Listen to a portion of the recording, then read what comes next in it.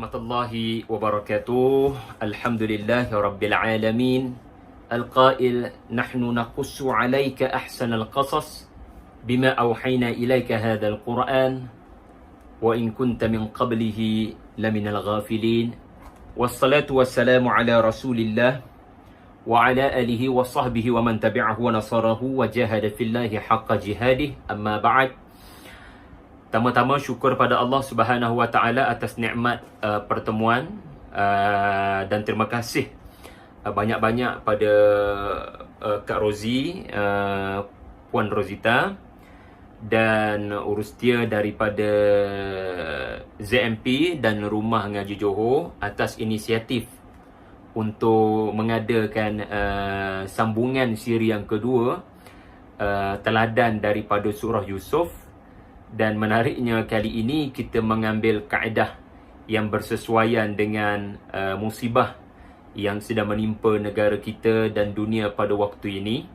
Kita buat secara rakaman, kita buat secara online, khusus kepada tuan-tuan puan-puan, tahniah kerana telah mendaftarkan diri dan telah memilih untuk menjadi pelajar kepada program surah Yusuf siri yang kedua online ini.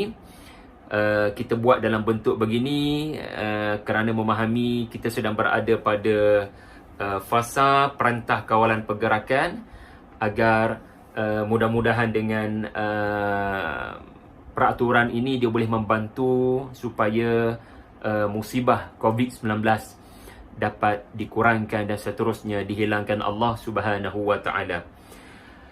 Kita bersama dengan surah Yusuf, surah yang ke-12 dalam Al-Quran. Ini pertemuan kita yang seterusnya selepas pertemuan kita sebelum ini di UTM Skudai, seingat saya. Kita bersama dengan surah yang mempunyai 111 ayat. Surah yang ke-12, 111 ayat, 1746 kalimah dan 7166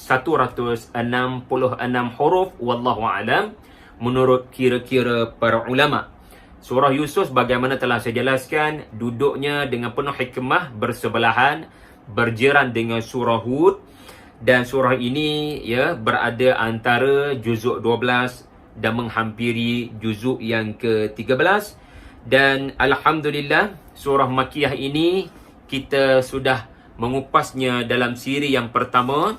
Dan ini adalah rentetan ataupun kesinambungan daripada siri yang sudah berlalu, di mana kalau diizinkan Allah, itulah siri yang kedua dan terakhir. Kalau diizinkan Allah saya mampu lakukan, maka saya akan menjadikan ini sebagai 3 jam yang terakhir untuk menghabiskan surah Yusuf kalau saya mampu, tuan-tuan. Kerana dia bergantung kepada objektif yang kita nak ambil daripada surah Yusuf, dan nanti saya akan tegaskan semula apakah objektif kita bersama dengan surah Yusuf kali kedua ini. Tetapi ada baiknya kita murajaah sekejap apa yang telah kita lalui dalam pertemuan kita sebelum ini, di mana kita telah pergi kepada separuh masa yang pertama surah Yusuf, seingat saya lah di mana kita telah menjenguk ayat 1 hinggalah kepada ayat 49. Barangkali lah, wallahu alam, saya pun tak berapa ingat ni. Tetapi pertemuan kita sebelum ini saya telah kupas mengenai kepentingan mengetahui asbabun nuzul, surah ini turun bila, tahun yang ke barangkali tahun yang ke-12, tahun yang ke-11. Kita juga telah mengupas hikmah surah ini berada selepas surah Hud. Kita juga telah mengupas mengapa pentingnya 3 ayat yang pertama. Kemudian kita mula memasuki sirah Nabi Yusuf AS dari fasa ke fasa, iaitu fasa mimpi, baginda bermimpi melihat 11 bintang cerah sujud. Kemudian fasa yang kedua, fasa baginda diperlakukan oleh saudara-saudaranya. Fasa baginda diberikan nasihat oleh ayahnya Nabi Yaqub AS untuk tidak menyebut mimpinya kepada saudara-saudaranya. Kemudian Allah Ta'ala bawa kita kepada, walaupun Nabi tak cerita, tetapi saudara-saudaranya telah melakukan konspirasi untuk memisahkan Yusuf daripada ayahnya. Lalu berlakulah apa yang berlaku. Baginda telah dijatuhkan, diletakkan ke dalam sumur, ke dalam perigi buta. Tetapi tentera Allah pun datang, iaitulah kafilah dagang yang tidak dijangka dan diduga membantu Yusuf AS. Lalu dibawa anak ini ke Mesir. Dan di Mesir mulalah babak perjuangan yang baru, di mana baginda dibeli oleh Menteri Kewangan Mesir. Dan baginda telah memelihara amanah penting yang diberikan, iaitu bertugas sebagai pekerja dan pelayan dalam istana Al-Aziz Mesir. Dan isteri Al-Aziz yang disebut-sebut Zulaikha akhirnya jatuh cinta dan menggoda Yusuf AS. Namun baginda telah menampilkan teladan yang sangat perlu diambil berat oleh anak-anak kita, lelaki ataupun perempuan, teruna maupun dara, supaya kisah Nabi Yusuf ini menjadi teladan kepada takwa dalam erti kata yang sebenar, iaitulah walaupun mak ayah tak nampak, ya, walaupun masih lagi muda, ya, dan tidak pernah berkahwin, namun baginda, ya, kekal dengan ketakwaan, ya, menjauhkan diri dan melarikan diri daripada jemputan perzinaan. Kemudian berlakulah, ya, apa yang disebut oleh kita sebagai kantoi, di mana suami Al-Aziz terkejut dengan apa yang terjadi di kamar, di dalam istananya. Lalu pengadilan dilakukan ketika si suami bela tak tahu siapa yang bersalah, isterinya ataupun Yusuf pekerjanya. Lalu pengadilan dilakukan menunjukkan Yusuf adalah benar berdasarkan baju yang terkoyak di bahagian belakang. Lalu si suami ataupun si Al-Aziz meminta agar kes ini ditutup, tetapi Allah berkehendak untuk peristiwa ini viral, lalu menjadi buah mulut wanita-wanita Mesir. Kerana sudah jadi buah mulut wanita-wanita Mesir, lalu si isteri Al-Aziz terpaksa melakukan sesuatu untuk memelihara maruah dirinya dari terus diaibkan. Lalu beliau mengatur majlis makan-makan. Lalu dalam majlis makan-makan inilah berlakunya peristiwa wanita-wanita Mesir.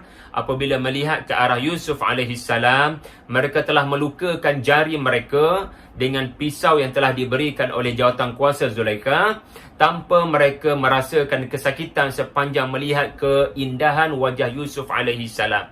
Demikianlah Zulaikha berjaya untuk menunjukkan dan menjustifikasikan bahawasanya dia tidak wajar dipersalahkan di atas peristiwa menggoda hambanya ataupun pekerjanya Yusuf. Ya, kemudian Yusuf berdoa kepada Allah apabila menghadapi godaan wanita Mesir, bukan hanya godaan Zulaikha, agar dipenjarakan. Allah Ta'ala mustajabkan permintaan Yusuf, lalu baginda dipenjarakan. Dalam penjara baginda berdakwah kepada dua orang rakan sebanduan dengannya, iaitulah ketika kedua-dua banduan ini bermimpi dengan mimpi yang mengisyaratkan ada yang hidup, ada yang akan mati. Lalu di dalam penjara, Raja Mesir bermimpi, Yusuf dalam penjara mentafsirkan mimpi berkenaan. Maka si raja terkejut dengan upaya takbir mimpi daripada Yusuf ketika menteri-menteri kepada raja ini gagal untuk memberikan tafsiran yang tepat kepada mimpi Raja Mesir. Terima kasih kepada salah seorang banduan yang pernah sepenjara dengan Yusuf, kerana dengan asbabnya lah Raja Mesir mengetahui adanya Yusuf yang pakar dalam pentafsiran mimpi. Ya, lalu Yusuf alaihissalam kerana telah memikat hati Raja Mesir, baginda mahu mengeluarkan Yusuf alaihissalam daripada penjara, dan di sini kita bermula. Tuan-tuan, puan-puan sekalian, penting untuk terus menonton video ini dengan ada Quran dan terjemahan. Baru berkesan pembelajaran kita, jangan dengar je. Ambil Quran sekarang dan mulakan bersiap sedia untuk membaca dan melihat terjemahan. Saya akan mengurangkan masa pembentangan saya agar dapat cover lebih banyak ayat, dengan cara saya tidak akan bacakan ayat berkenaan dan saya tidak akan bacakan terjemahan, melainkan bila ada keperluan. Maka tanggungjawab tuan-tuan puan-puan adalah sebelum tengok video ini, baca terlebih dahulu 3 ayat, 3 ayat, 3 ayat. Macam contoh sekarang, saya akan kupas 50, 51, 52. Next, rakaman adalah 54, 55, 56 contohnya. Jadi get ready, baca dulu, faham dulu, biar ada inisiatif daripada saudara-saudari semua. Kemudian barulah kembali kepada video untuk mengambil pengajaran-pengajaran ibrah daripada ayat-ayat yang dibacakan. Boleh InsyaAllah.